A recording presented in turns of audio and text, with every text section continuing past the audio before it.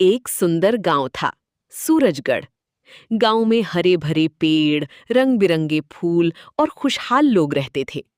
उसी गांव में रहते थे दो प्यारे भाई बहन, बड़ी बहन बुग्गू और छोटा भाई चीकू।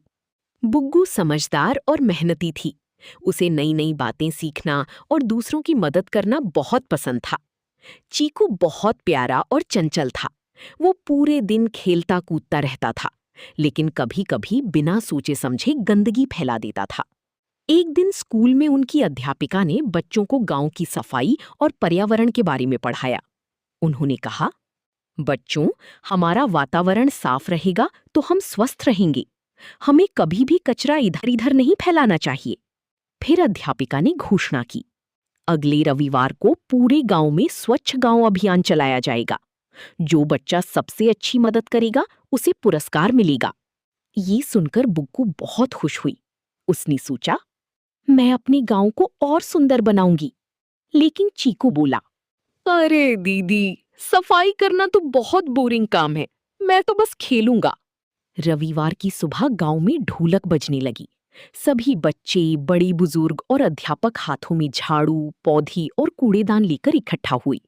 बुग्गू भी टोपी पहनकर और पानी की बोतल लेकर तैयार हो गई। लेकिन चीकू अभी भी खिलौनों से खेल रहा था। चीकू, तुम भी चलो ना।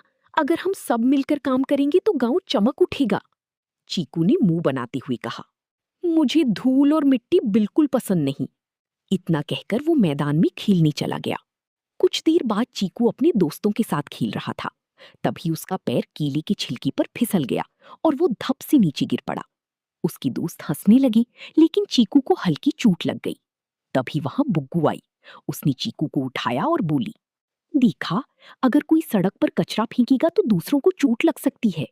अब चीकू को अपनी गलती समझ आने लगी। उसी समय उसने देखा कि गांव के पास वाली छोटी नदी में बहुत सारा प्लास्टिक पड़ा हुआ था। नदी का पानी गंदा हो गया था और पक्षी वहां पानी पीने नहीं आ रहे थे। चीकू उदास होकर बोला, दीदी, क्या हमारी वजह से जानवरों और पक्षियों को भी परेशानी होती है? हाँ चीकू, अगर हम प्रकृति को गंदा करेंगे तो सभी जीवों को नुकसान होगा। ये सुनकर चीकू तुरंत बोला, अब मैं भी सफाई करूंगा। फिर दोनों भाई बहन गांव वालों के साथ मिलकर सफाई करने लगी। उन्होंने सड़क से कचरा उठाया, प्लास्टिक अलग किया और गीली सूखी कचरे को अलग अलग डिब्बों में रखा। बच्चे मिलकर नारे लगा रही थीं, स्वच्छ गांव सुंदर गांव, पेड़ लगाओ धरती बचाओ। चीकू अब पूरे मन से काम कर रहा था। उसने अपने दोस्तों को भी समझाया कि कभी भी चिप्स की पैकेट और बोतलें सड़क पर नहीं फेंकनी चाहिए। फिर अध्यापिका बच्चों को गांव के खाली मैदान में ले गई। उन्होंने कहा, अब हम सब मिलकर पेड़ लगाएंगे। बुग्गू और चीकू ने मिलकर एक छोटा सा नीम का पौधा लगाया। दोनों ने मिट्टी डाली और पानी भी डाली। चीकू खुशी से बोला, जब ये पेड़ बड़ा होगा तब ये सबको ठंडी छाया देगा। धीरे धीरे पूरा गांव साफ और सुंदर दिखने लगा। सड़कें चमक रही थीं, पेड़ पौधे मुस्कुरा रही थीं और पक्षियों की चहचहाहट फिर से सुनाई देने लगी। शाम को गांव की चौपाल में सभी लोग इकट्ठा हुए। सरपंच जी ने कहा, आज बच्चों ने हमें बहुत बड़ी सीख दी है। अगर हम सब मिलकर मेहनत करें तो हमारा गांव हमेशा सुंदर और स्वच्छ रहेगा। फिर उन्होंने बुग्गू और चीकू को मंच पर बुलाया। बुग्गू को स्वच्छता मित्र का पुरस्कार मिला और चीकू को पर्यावरण रक्षक का पुरस्कार मिला।